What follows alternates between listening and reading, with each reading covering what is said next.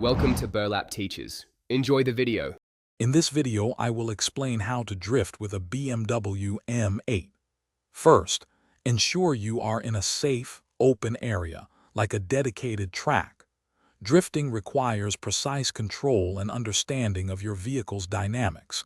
We'll cover essential car settings and fundamental techniques to help you achieve controlled slides. Get ready to unlock the M8's full potential. Setting up your M8 correctly is crucial for a successful drift. Navigate to your MX drive settings and select the two-wheel drive option. This sends all 617 horsepower to the rear wheels. Next, fully disable dynamic stability control by pressing and holding the DSC button. Finally, switch your transmission to manual mode for complete control over gear selection. To initiate a drift, approach your chosen corner with a steady, moderate speed. As you turn into the corner, apply a quick, decisive burst of throttle. This will cause the rear wheels to lose traction.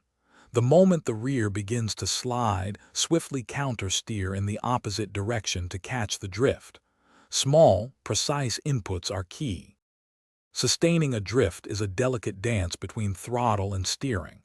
Use the accelerator to control the slide's angle and speed, while making continuous, small counter-steering adjustments. If the drift starts to die, add more throttle. If you're spinning too much, ease off. To exit, smoothly reduce throttle and gently unwind the steering wheel until the car is straight.